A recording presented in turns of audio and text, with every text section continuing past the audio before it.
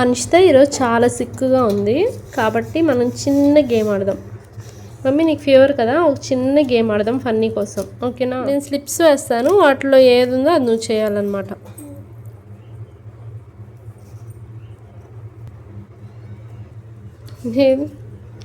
Monkey face పెట్టాలి.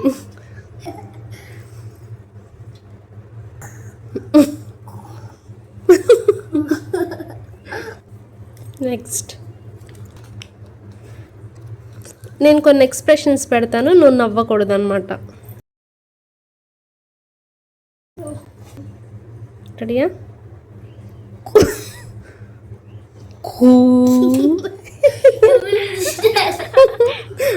Out. Next